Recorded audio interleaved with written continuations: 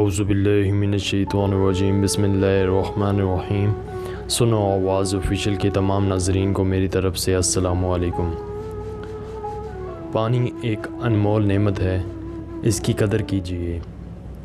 پچھلے دنوں میری نظر سے یوٹیوب پر ایک ویڈیو گزری جس میں دکھایا گیا تھا کہ کیسے سن 2050 میں لوگ پانی کو چھپا کر لا کر زمین رکھیں گے اور چور ڈاکو پیسے اور سونے کو چھوڑ کر پانی کی چوری کریں گے۔ دیکھنے میں یہ ویڈیو کافی مذاقیہ خیز لگی، مگر اگر اسی رفتار سے ہم پانی کا بے دریغ استعمال کرتے رہے تو وہ دن دور نہیں جب ہمیں ایسا وقت دیکھنا پڑے۔ پانی انسانی زندگی کا نہایت اہم غذائی جزو ہے، بلکہ یوں کہا جائے کہ پانی ہی زندگی ہے تو غلط نہ ہوگا، کیونکہ اب تک دریافت شدہ سیاروں اور ستاروں میں سے ہماری زمین ہی واحد سیارہ ہے جہاں زندگی پوری آب و تاب کے ساتھ رواں دواں ہے، اور اس کی واحد وجہ یہی پر پانی کا ہونا ہے۔ اس وقت دنیا میں جس رفتار سے پانی کی کمی کا مسئلہ پیش آ رہا ہے، ڈر ہے کہ کہیں پانی کا بھی عالمی دن نہ منانا پڑ جائے۔ اس زمن میں بہت سی وجوہات ہیں جو پانی کی کمی کا باعث بن رہی ہیں۔ ماحولیاتی آلودگی اس میں سیر فہرست ہے۔ فیکٹریوں اور کارخانوں کا ناقص نظام زیر زمین پانی کو بے حد گندا کر رہا ہے۔ آلودگی قدرتی ماحول کو خراب کرنے کے ساتھ ساتھ قدرتی وسائل کو بھی متاثر کرتی ہے۔ 2003 اور 2013 کے درمیان زمین کے پانی کے 37 سب سے بڑے زیر زمین ذخائر کا مشاہدہ کیا گیا۔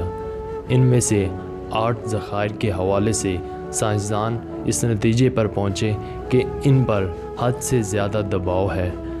دوسرے لفظوں میں یہ کہ ان ذخائر میں موجود پانی تیزی سے باہر نکالا جا رہا ہے، اور ایسا کوئی قدرتی طریقہ موجود نہیں ہے کہ یہ ذخائر دوبارہ پانی سے بھر جائیں۔ 5 دیگر آبی ذخائر کو انتہائی زیادہ دباؤ کے شکار قرار دیا گیا ہے۔ پاکستان بھی ان ممالک میں سے ایک ہے جہاں پانی کی قلت ایک مسئلہ بنی ہوئی ہے۔ کبھی تو یہ مسئلہ بھارت کے ساتھ اٹھ کھڑا ہوتا ہے تو کبھی پانی کی بین الصوبائی تقسیم داخلی اختلافات کا سبب بن جاتی ہے۔ ماہرین کے مطابق پاکستان میں تیزی سے بڑھتی ہوئی آبادی اور شہری علاقوں میں وسعت پانی کے بحران کی بنیادی وجوہات ہیں۔ ان کے ساتھ ماحولیاتی تبدیلیاں، پانی کے ناقص مینجمنٹ، سیاسی عزم کی کمی اور ہماری لاپرواہیوں نے اس معاملے کو زیادہ سنگین کر دیا ہے۔ موسمیاتی تبدیلیوں کے نتیجے میں عالمی سطح پر حرارت میں اضافہ ہو رہا ہے۔ پانی کی قلت سے نپٹنے کے لیے ان صنعتوں پر بھاری جرمانے عائد کرنے چاہیے جو پانی کی بے تحاشا بربادی کرنے پر مسلسل تلے ہوئے ہیں۔ جہاں ایک طرف عام انسان کو پینے کا پانی میسر نہیں، وہیں دوسری طرف پانی کی بربادی کا معاملہ انتہائی تشویشناک ہے۔ افسوسناک بات تو یہ ہے کہ جس ملک میں آج بھی کئی دیہاتوں میں لوگوں کو پانی حاصل کرنے کی خاطر میلوں تک کا پیدل سفر کرنا پڑتا ہے، تب کہیں جا کر انہیں تھوڑا بہت پانی نصیب ہوتا ہے۔ جب ملک کے بڑے بڑے شہروں میں صاف پانی نصیب نہ ہو، وہاں دیہات اور چھوٹے علاقوں کا نظام کیسا ہوگا؟